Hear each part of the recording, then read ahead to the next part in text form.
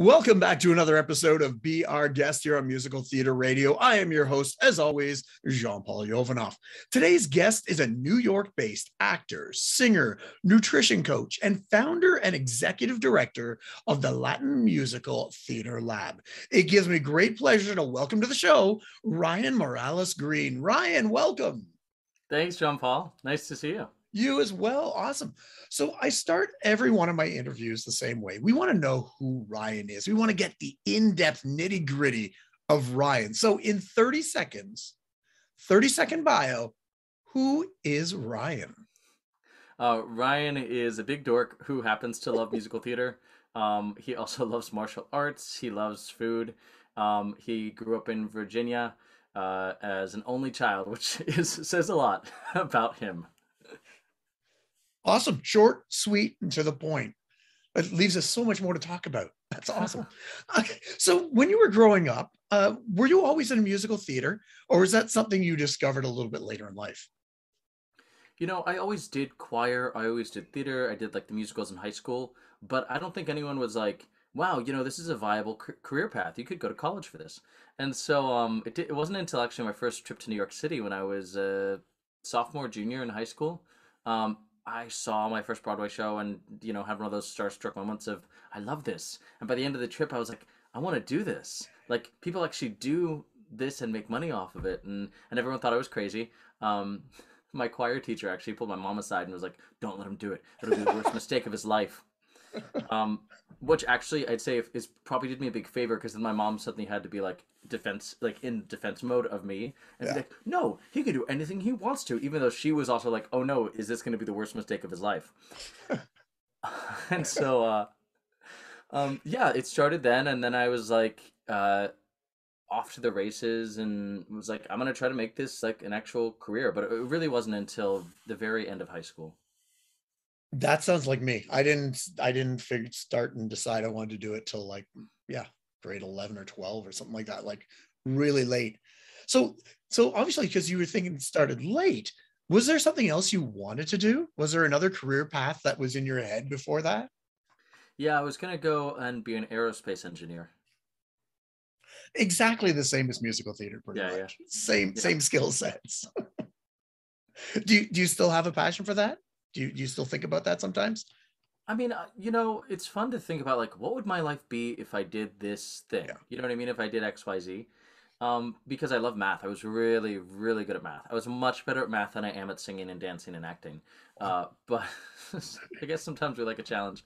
No, sometimes I think about that, and not just, it's weird to think not just like the engineering job, but like the lifestyle of an engineer and like the lifestyle of kind of a nine to fiver. And I ask myself, like, where would I live? Like, where Mhm. would I still live in New York? Would I know how much I love living in New York? And so I do think about like the lifestyle of it and like what my life would be if I were that job, but I can't say that I like daydream about doing like math all day in an engineering office or something like that. Yep. Oh, I totally agree. The only thing I would miss if I did something like that is the steady paycheck. That might be nice. Yeah, So, yeah. oh well, it's the life we chose in theater. So you decided late in high school that you wanted to do musical theater. What did you do? How did you take that to the next level? Well, being the high achiever I always was, I immediately jumped into voice lessons because that was something I felt like I needed, and I had no idea how to audition for a college program. And alongside that, I had said to my parents, I was like, I don't want to jump into this blind. I don't want to jump into this thinking I have some sort of talent or ability to succeed in this, and actually, I waste, my life doing this. And I think that's what they were worried about too. So I made a deal with them, but really with myself, to only apply for schools that you had to audition for.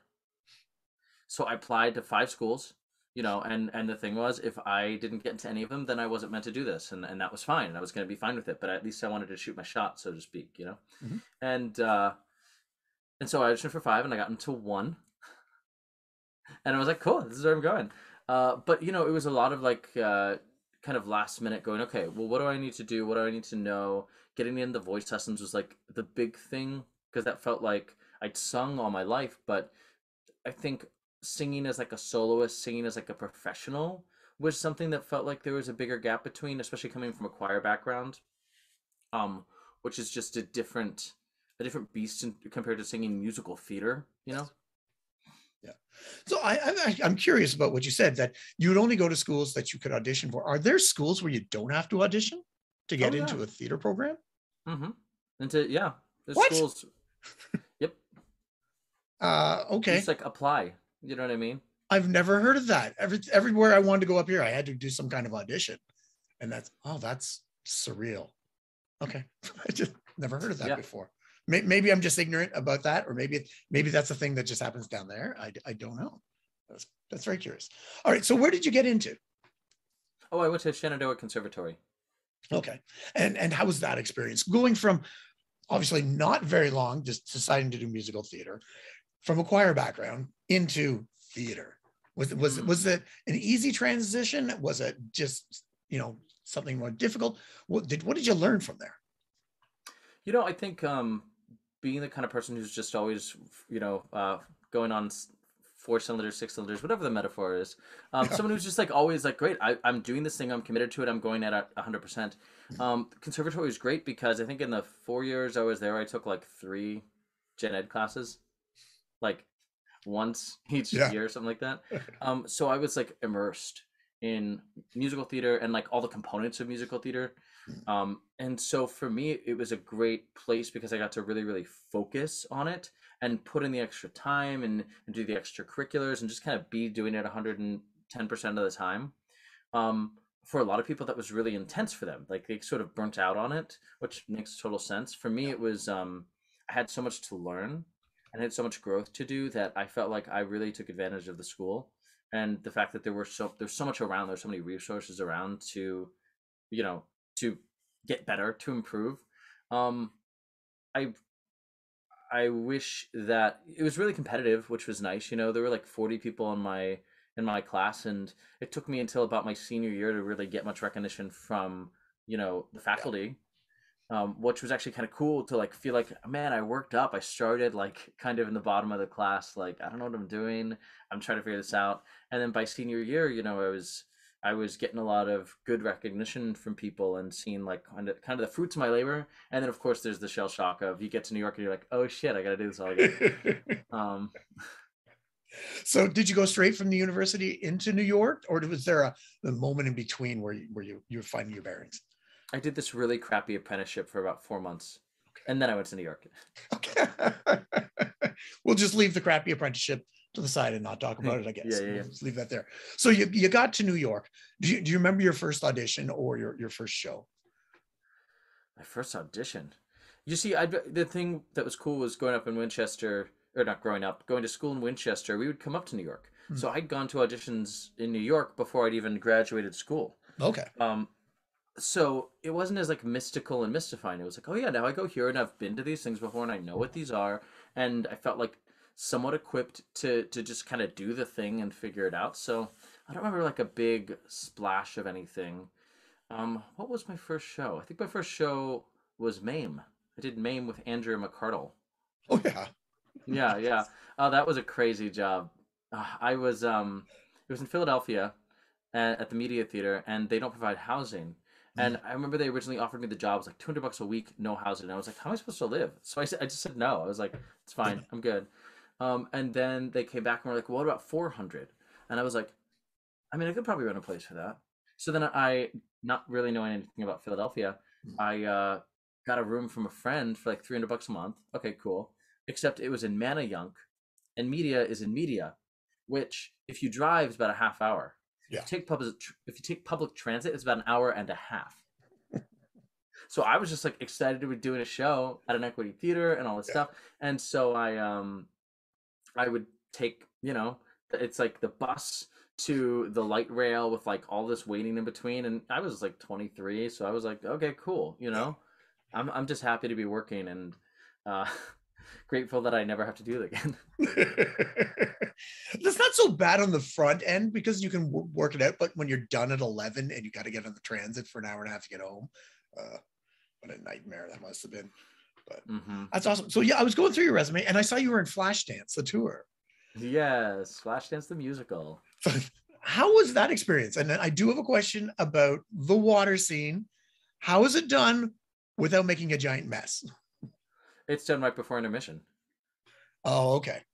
So there is a giant mess. That's the only answer. Yeah. So then, you know, the main girl, whose character name I forget because I've blocked out a lot of that experience, is she's wet for an intermission and she goes and dries off and puts on her Act Two costume. God bless her. She Julia Macchio was our whatever that character's name is, and Yeah. brilliant human, brilliant performer. You know, was the only thing that kept the tour from not just like imploding on itself. Um, I'll be honest, I had a really terrible experience and a really great one at the same time. I Yeah. was too young to be in that position in a lot of ways, and I wasn't like surrounded and supported by people who were like building me up. I was kind of surrounded by people who were breaking me down, but then I didn't have like the experience and the fortitude and the maturity to resist that. So I think Yeah. there was a lot of, you know, young people drama on that tour. There was a lot of lack of professionalism. There's a lot of like personal disappointment because I wasn't performing at the level that I wanted to, and I felt like I was capable of, and I didn't totally have the skills to. And it was, you know, a weird schedule. It was a ton of travel. We were just on that bus constantly. That's all I remember of tours, like being on that bus constantly, having the rare moment where we actually had time in a city to like do anything fun. And but I gotta say, like, those kinds of experiences constantly remind me that I'm like meant to be doing this, because even when it's like, fuck, this is awful. Why am I like going through this? Or it's really painful. It's like you get on stage and you're still like, yeah, no, I love performing. I love this. And so I think it took me like 6 months to kind of work through that, Mhm. like done some therapy to work through that experience because it was difficult in so many ways. But I think ultimately, because of a job like that, I came out a lot stronger as like a human being and a performer. Well, let's talk about, you said there was not a lot of support and things. Let's talk about the Latin Musical Theater Lab, which is all about support. And Yeah. so what is it, and why did you start it? So the Latiné Musical Theater Lab is a home for developing and producing new works of Latiné written musical theater. And I built it because, you know, if you look at the numbers of Latine musical theater writers that have been on Broadway, which, you know, is just one metric, but it really does like trickle down, right? Whatever's happening on Broadway tends to be the trend across the country. And so over the past like 20 years, there's been, I think, nine nine shows that have had a even just one Latine writer attached to it. So that's like and by the numbers, there's been like over 700 credits of like writers, composer, lyricists, librettists, composers, and of those credits, it's only like nine credits, nine people. So it's a tiny, minuscule amount of the pool of writers that get produced on Broadway that identify as Latine, that are Latine. And so it's just there's not a lot of opportunity historically for Latine people in musical theater, and you see how that translates to the stage as well too. That like Latine actors make up about 3 to 4% of Broadway actors, but they make up about 29% of the New York City population. And so what this all comes down to is a how much privilege is required to really be able to be a successful writer. If you think being an actor is bad, it's so much worse for writers. They have to do so much work on the front end before they really make a paycheck. And there's so many gatekeepers, and there's such a huge process, and the access to opportunity is so small. And then if you look at like how much education someone needs, especially on the composing side, and so the access for, you know, people of color in general is so small that then on the other end, there's no one doing the work to actually like try to write that particularly. I mean, there are some organizations that are supporting. There's like musical theater factory is doing a lot of work to really focus on supporting, you know, women, trans, non-binary, and people of color writers. But that's one person in the game, whereas the rest of the culture of musical theater is kind of like, I think up until very, very recently, was just kind of like, hey, we're helping whoever has the stuff that's really good, without realizing that, well, the people who have the stuff that's really good, the people who came from a certain amount of privilege. And so then, you know, we talk about musical theater being this big cultural hub, you know, that really speaks to our culture, that really influences our culture. But the only people who are allowed to actually create the art that does that are the people who got really fucking lucky, or the people who come from a huge level of privilege. And that does a really big disservice, not just to like representation and diversity, but also to like our art form. Yeah.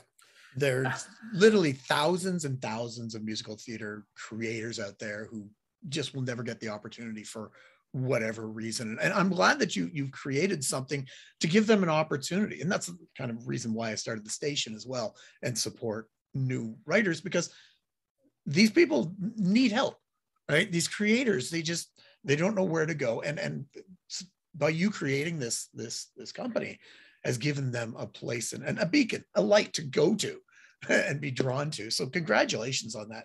And for them, I say thank you for creating it. Thank you. So you have, I noticed on the website, you got lots of different programs to help the Latin artists. Tell us a little bit about them, how they can get involved with it.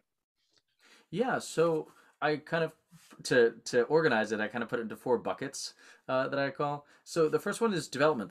You know, being able to come in, have your work read, being able to be part of a longer term writers group where you're meeting with the same people regularly, having opportunities to do table reads, having opportunities to do 4x15s, which is 15-minute excerpts of shows, concerts, things like that to get the work performed, to get it in front of an audience perhaps, or to get it in front of just an audience of peers, to be able to get that work like developed. And that's a big sticking point, because with musical theater, it can be really expensive. You know, if you're writing a play, you can get some pizza and some beer for friends and sit in your living room and read the play.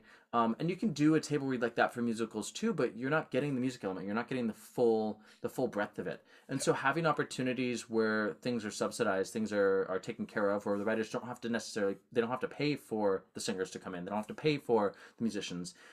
They're able to get the music side, or even better, the music combined with the text on its feet in front of people, so that people can hear it, so that they can even just hear it. That's a big part of what the development is about. It's about just creating more and more opportunities so that these things can get more and more refined, so that they're more competitive. And that could be really difficult when there's already so much money to spend on different things for writers. To be able to have a free place, because we don't charge our writers a penny for anything. Having a free place to get that work developed is like, to me, one of the biggest, most important things that we do. The next piece, that's one bucket. The next thing we do is education. We provide education. You know, our writers are working professionals. This isn't just a group of people who are like, maybe I'm going to write a musical. We have those people, and we love having those people with us. But there's also people who have had stuff at NYMF, who have had stuff professionally produced and or at least professionally read or workshopped, who are looking to try to break that glass ceiling, so to speak. And so we offer educational workshops, again, for free. Some of them taught by our writers, for our writers. Some of them taught by industry professionals coming in to be able to like teach and mentor. Then we have what I call like the connection bucket, which is where we as an organization are actively building relationships with theater companies, Latiné arts organizations, producers, and even universities, to build the connections, so that we can kind of be like this liaison between these organizations. That's really difficult for, you know, individual writers to have these relationships, but we as an organization can have these relationships with these other organizations to be able to say, hey, come to our concert. Hey, come check this out. Hey, here's what we're doing. Hey, check out this script. Look at these demos. What do you think? Do you have space in your season? Are you interested in taking on one of these writers? You know, and what that does is we really actually help everyone involved, because we're doing some of the work for these organizations.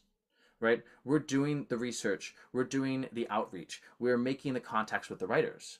We're helping to refine the work, so that once it goes on to that theater, once it goes on to that university, like they know, like, oh, this has already been like developed by this organization that eventually they'll grow to really like know, like, and trust.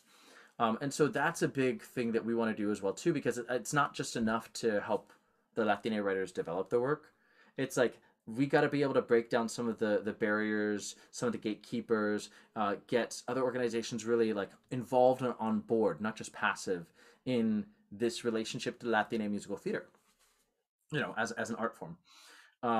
So there's that. And then the fourth one is that our goal is to eventually be producers as well, where we can produce labs in-house, where we can produce you know, workshops. Even eventually, like, my dream one day is that we produce an off-Broadway show, or maybe even regularly produce off-Broadway shows, with the intention of trying to get those shows to Broadway.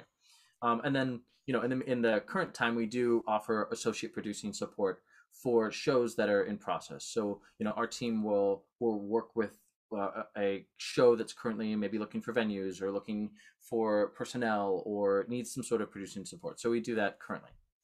Nice. Well, That's a lot of stuff to do. you Yeah. you are going to be busy for the next little while. So Yeah. when did you start the company? So it was an idea at the beginning. It started as an idea in the middle of October. So 3 months ago, Yeah, 4 months something ago. like that. Oh, geez, that's really new. Yeah, Wow, yeah. that. You know what? That takes some inspiration and desire to start something like this in the pandemic, and or the end of the pandemic or middle. I don't even know where we are We don't know anymore. where we are. Um, but so did you find any difficulty starting it, considering everything that's going on? Because I guess if we were, if this was started 3 years ago, when before COVID, you probably would have had a few more opportunities to do it live and things like that. Mm. Have you found any barriers? We had planned on doing this because this month is our first month of programs. We actually have our first open salon for writers to just come in and bring some pages, relaxed environment on Friday. And the plan was to do this whole month in person. We have a really excellent offer from someone who's got a studio in New York who was like, you can use our space when it's available. And with everything going on with COVID, we just didn't feel comfortable moving to in person right away. There's still plenty we can accomplish online, and we'll make the transition to in person when it makes sense, right? A month ago, a month and a half ago, even it made sense to start January in person, and that's since changed. And I'm Yeah. grateful that we're flexible. And I'm grateful that our community understands. Um, but in terms of barriers, I think actually because we've had this like 2 years, that's also been a really big racial reckoning for theater. And frankly, we've started to come back, and we haven't actually seen much, if anything, change.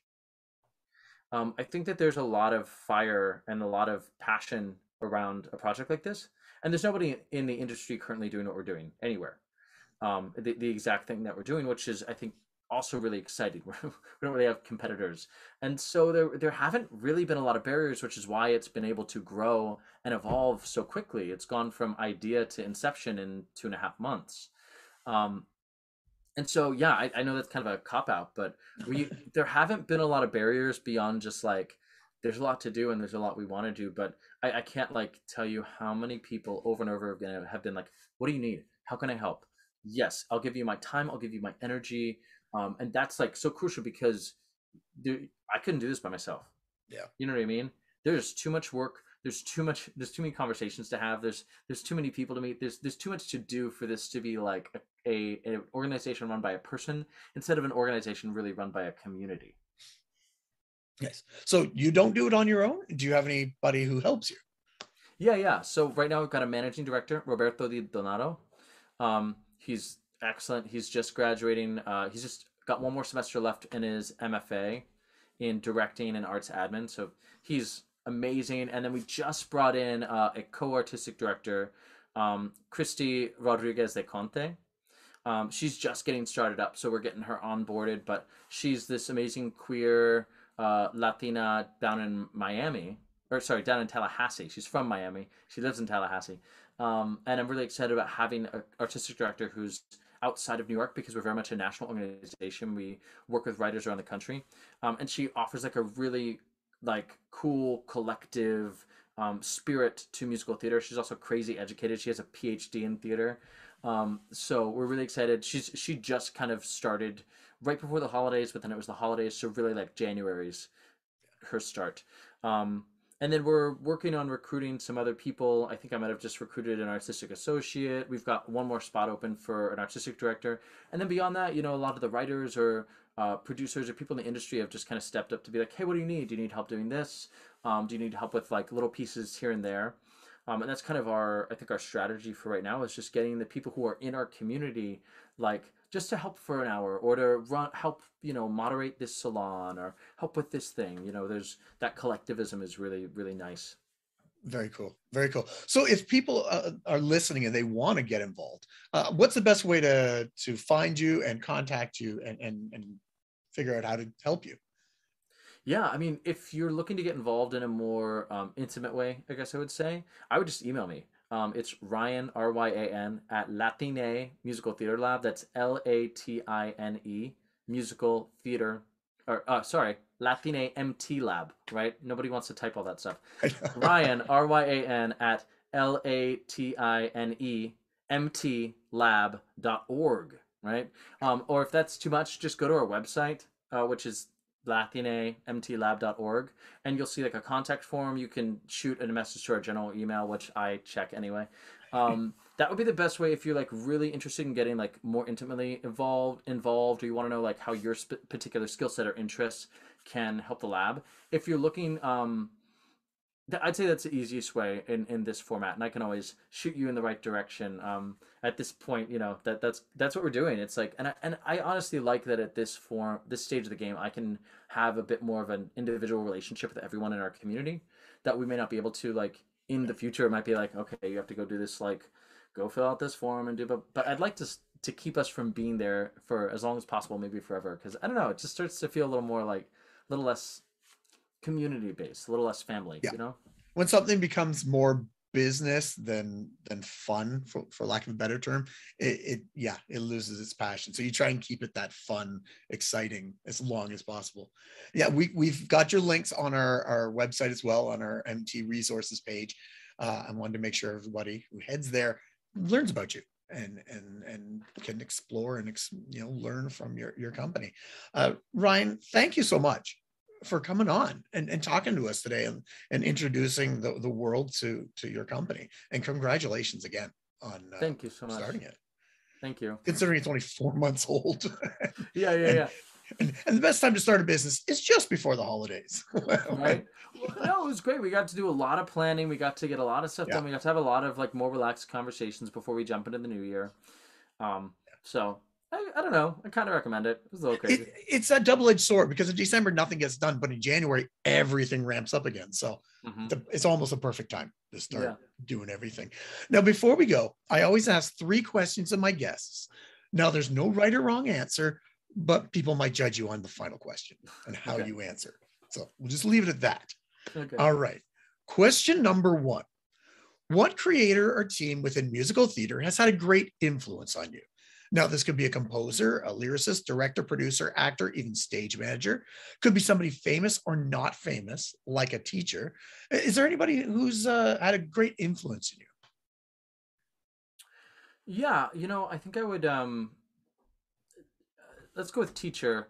I have this amazing Meisner teacher named Matthew Corzine, who this is silly, but I was in another acting class and I was doing really well, but then I felt like something was missing, and I was talking to the teacher and I was like, "What's missing from this?" Because I feel like I'm like doing what you want, and it's like not quite landing. And he was like, "Yeah, technically it's really great, but you're lacking like." He was like, "I don't know how else to say, but it's like this heart in your work." And so we talked for a bit, and he ended up recommend one of the places he recommended going to try to kind of like find that little bit more of like that inner artist soul was going to Matthew's Corzine's studio, and it's a Meisner studio right in downtown New York, Midtown rather. And I started going there, and I've been there for like 2 years, I think over 2 years now since pre-pandemic, and man, like such a change in not just who I am as an actor and an artist.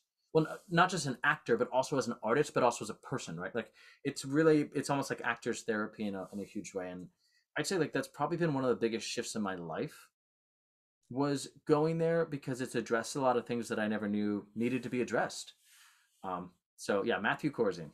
Nice. I love when I get answers that are, nothing wrong with saying Sondheim or something like that. It's when you've got that personal level and the unsung heroes, right?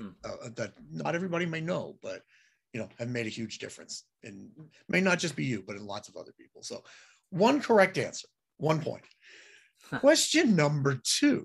Now, you said that you're a huge video game and anime fan and buff. Yeah. What anime or video game do you think would make a great musical? Ooh. Oh my. Gosh, it's so hard because every time they make one, it's terrible. Oh wow. I know I'm putting you on the spot. No, I know. I'm trying to think. Hold on, I'm gonna look over at my shelf. Um, I mean, I think like it would be okay. So like, I don't know if it would make a good musical, or even it might be really terrible. But I think they could adapt like even just like an original Final Fantasy like musical. Maybe it doesn't follow the plot of any of the shows, but just like I feel like it's something we're missing in general. Is kind of like a high fantasy esque musical. I don't Sure. know why. I don't know if the genres just like really clash, but we don't get a lot of musicals about like high fantasy, Lord of the Rings, things like that, you know? Even Harry Potter went to Broadway and it was Yeah. a play, you know? So Yep. I'd be curious about like a Final Fantasy type musical, even if it's like a totally original story, it would need to be to fit in the 2 hours. Um, yeah, I'm gonna go with that. Nice. It might be terrible. It might be, but you know what? Sometimes you got to try something and just see what happens. And sometimes it just inspires. Did you actually see Lord of the Rings on stage? I didn't. I Yeah, no, didn't. you're not It missing was anything. bad. It Yeah. was it wasn't great. The set was incredible. It was ginormous. Imagine the Les Mis barricade, Mm. but it always stops and gets broken and breaks down for like 20 minutes in the middle of the show.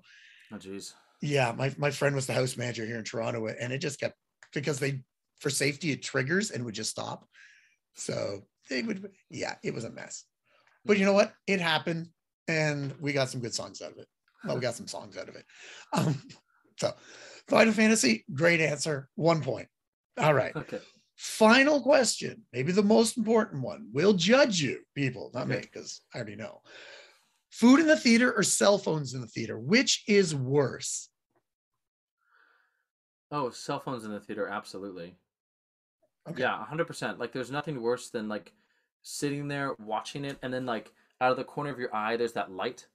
You're like you're just like angry. You're just like irrationally, well not irrationally, very rationally You're very angry rationally. at the person because you're trying to watch a fucking show and there's this like light shining in your eye. It's literally the worst. I was at the theater on Sunday and nobody pulled out a cell phone, but I thought someone had because someone had I guess moved and one of the lights on like the side of the like you know what I'm saying, the Yeah, aisle. One of the lights on dial. the aisle was shining in my eye and I was like, I can't even get mad because that's supposed to be there. But if that had been to someone's cell phone, very justifiably angry. I love hearing people's answers. How passionate they get, either whether it be food or cell phones. It's fantastic. I also would have accepted both are awful. So a point, another one for you. 3 out of 3. Congratulations. I have no Yay. prizes, but you do win. Oh, okay. So, Ryan, again, thank you so much for coming on. Congratulations on starting your new company, and good luck with everything you do. And please keep us informed because I want to share anything you have in the future. Yes, thank you, Jean Paul. This has been a delight. We were just speaking with Ryan Moralez Green here on Be Our Guest. Tune in next week as we'll speak with another guest or guests about their life, love, and passion that is musical theater. I'm your host, as always, Jean Paul Jovanov. And until next time, I'll see you when I see you.